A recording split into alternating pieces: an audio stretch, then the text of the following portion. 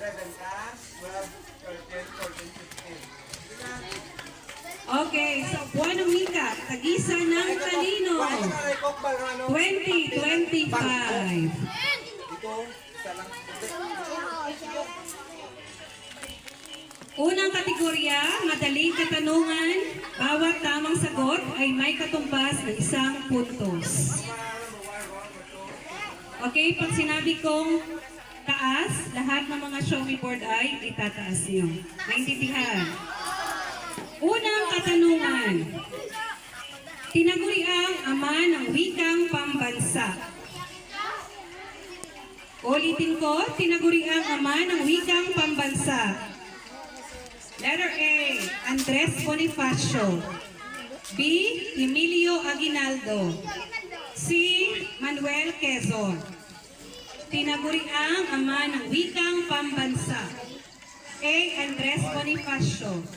B, Emilio Aguinaldo. C, Manuel Quezon. Okay, sumagot na. O, itaas. Ang tamang sagot ay Manuel Quezon, letter C. Up, taas lahat ng sagot. 1 wrong, 2 wrong, 3 wrong, 4, 6. 1 to 4 wrong. Number 5, check. Number 6, check. 7, 8, 9 wrong. 10, 11, check. 12, 13 wrong. 14, 15, check. Madaling katanungan. Manuel, Aguinaldo yaw ng Pangulo ng Republika ng Pilipinas. Kaya, siya ama ng, ama ng Katipunan. Pangalawang katanungan. Ano ang pambansang laro ng Pilipinas? Na idiniklara noong Disyembre 11, 2000. A. Arnes. B. Basketball. C. Volleyball. Anong pambansang laro ng Pilipinas na idiniklara noong Disyembre 11, 2000? A. Arnes. B. Basketball. C. Volleyball. Itakas lahat ng mga show me board. Ang tamang sagot ay letter A. Arnes. Bakay mo na imo, agi, ng number. Number 11 wrong. Pag number 6. 6 kag 11 wrong. 6 and 11 wrong. Okay, erase.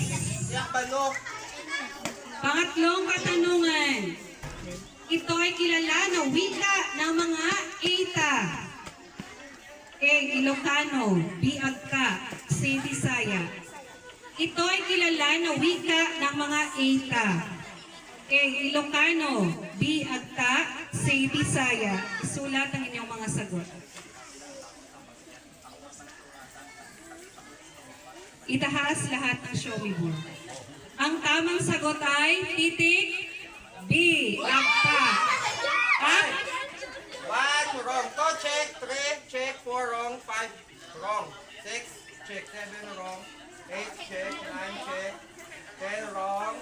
11 check. 12 check. 13 wrong. 14 check. 15 wrong. okay, burahin lahat ng mga sagot. Okay, pang-apat na katanungan. Agta ka mo. Sino ang ama ng Katipunan? Sino ang ama ng Katipunan? Wala kaya kabalo yung pusang baba nyo. A. Andres Bonifacio. B. Jose P. Laurel. C. Gat Jose Rizal. Sino ang ama ng Katipunan? A. Andres Bonifacio. B. Jose P. Laurel. C. Gat Jose Rizal. Tayo Rami. Itaas lahat ng mga show me boards. Tanan wrong. Ang tamang sagot ay si Andres Bonifacio, letter A. Number 9 wrong. Number 8 wrong. Number 1 wrong. 2, 3, 4 check. 5 wrong. 6, check, 7, check, 8 wrong, 9, check. Dahil lang din. 1 wrong. 2, 3, 4, check, Check. 5, wrong. 6, Check, 7, check, 8 wrong, 9, check, 10, 11, 10, 11, 12, 13, 14, 15, check. Ano? Salay mo, Clay? Ano answer mo? Ano answer ah? A. Lagi yun. Ate, wrong pa na si Clyde. Yes, tayo. Very good. number ano si Clyde? Number 4. Pag uko lang inhamba, kagin na. Bungol dito. Panghuling katanungan para sa Wala, wag ko ng answer. Hindi ako kabati. May bata dito. madaling katanungan. Why sila wala sa iyo yung gano'n? Number 5. Sino ang sumulat ng Noli Me Tangere at El Filibusterismo? A. Apolinario Mabini. B. Jose Rizal. C. Andres Bonifacio. Sino ang sumulat ng Noli Me Tangere at El Filibusterismo? A. Apolinario Mabini. B. Jose Rizal. C. Andres Bonifacio. Ulat ng mga sagot. Itaas lahat ng show me boards. Ang tamang sagot ay letter B, Jose Rizal. na?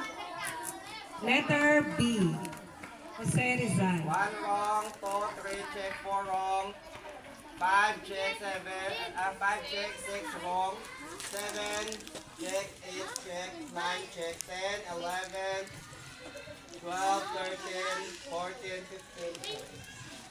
Okay, burahin lahat ng mga sagot. Pangalawang round. Dito na tayo ngayon sa karaniwang katanungan o average round. Bawat tamang sagot ay may katumbas na 2 puntos. Handa na?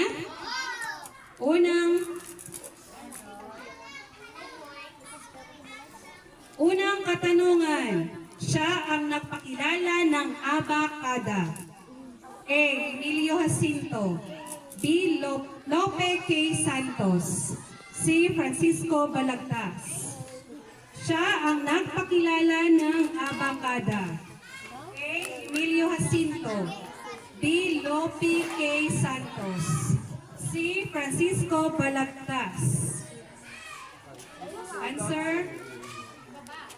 Okay? Itaas lahat ng show me boards.